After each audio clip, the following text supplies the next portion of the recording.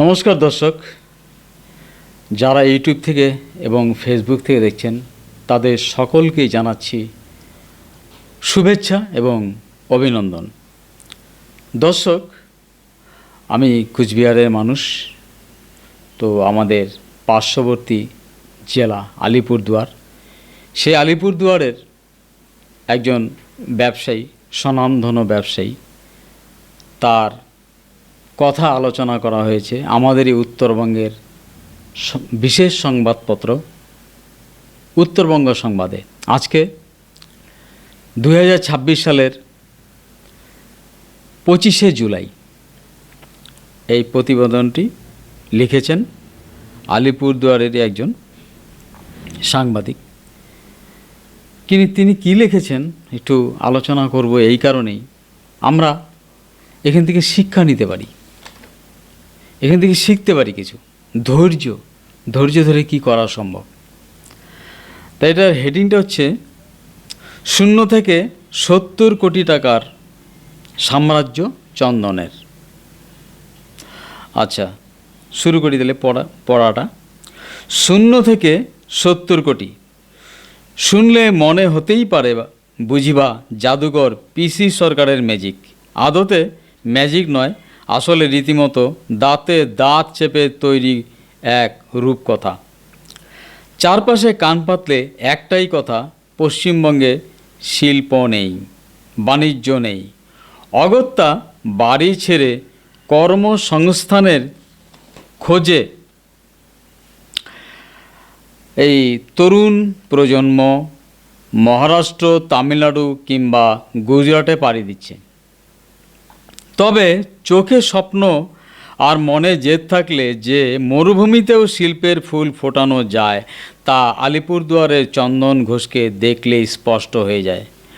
আলিপুরদুয়ারের মতো প্রান্তিক শহর থেকেই তিনি অবিশ্বাস্য এক উপন্যাস তৈরি করে ফেলেছেন।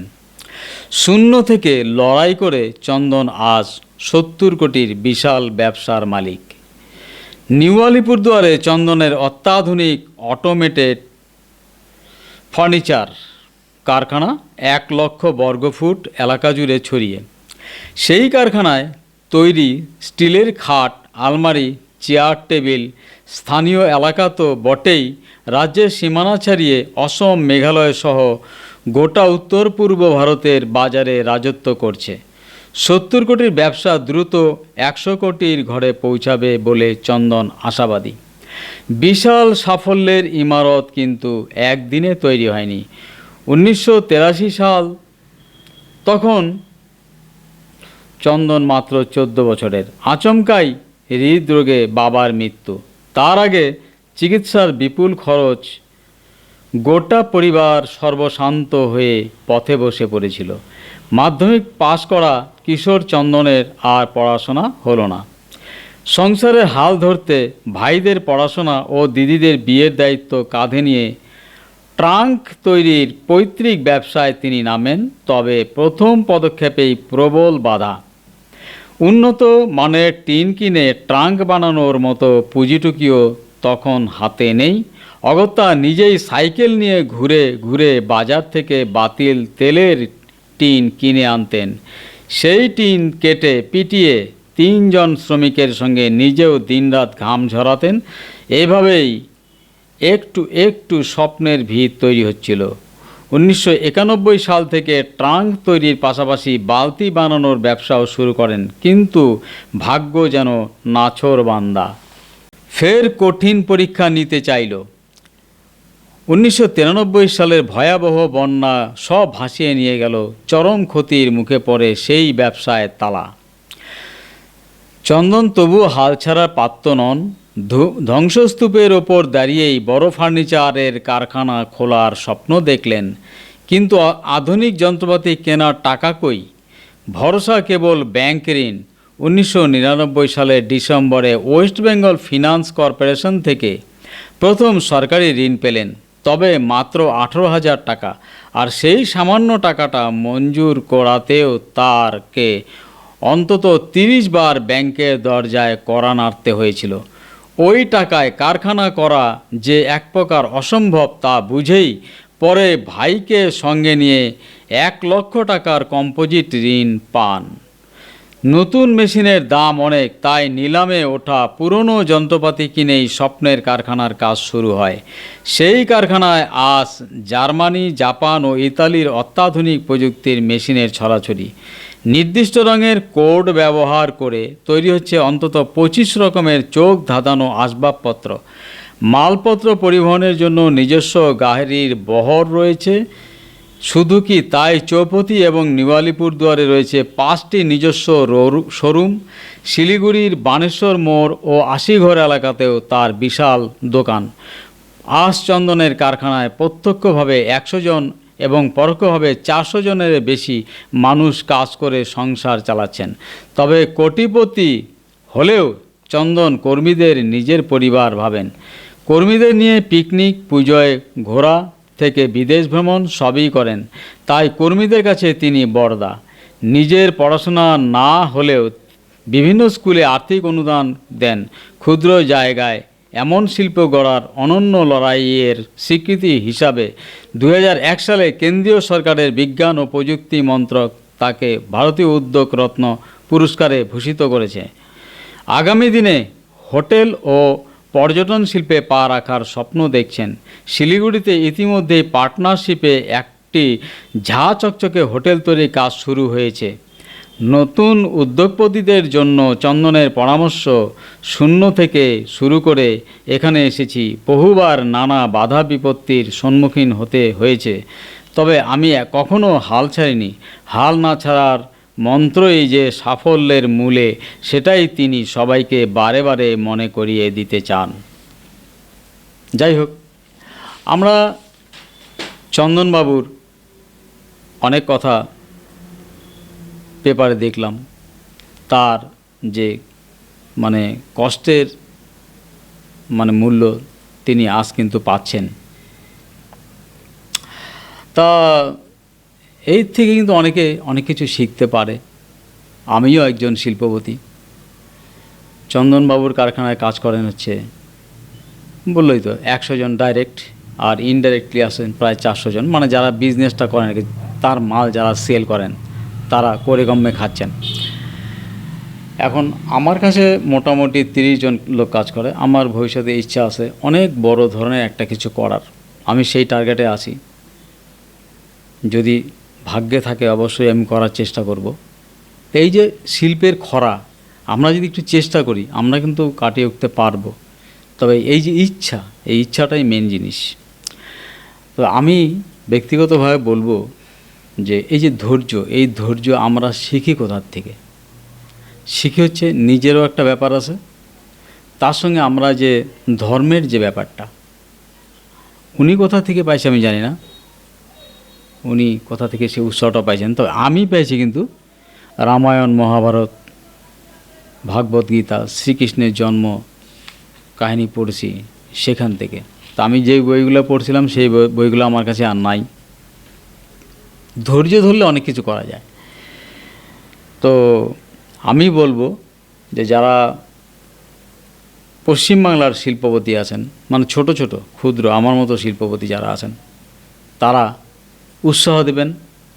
আশেপাশে যারা নতুন আছেন, আমরা চাই আমাদেরকে দেখে আরও কেউ কিছু শিখুক, ধৈর্য ধরে শিল্পটাকে তৈরি করুক। এখানে আমি একটা ভিডিওতে বলেছিলাম, যারা পশ্চিমবঙ্গ থেকে পরিযায়ী শিল্পী কর্মী হিসাবে বাইরে কোনো ইন্ডাস্ট্রিতে কাজ করেন, করে টেকনিক্যাল ব্যাপারটা শিখেছেন, তারা কিন্তু আমাদের রাজ্যে ফিরে তার অভিজ্ঞতাকে কাজে লাগিয়ে এখানে শিল্প গড়ে তুলতে পারেন। ছোট ছোট শিল্প আর কি গড়ে তুলতে পারেন, যেটা সম্ভব। সব তো আর সম্ভব না।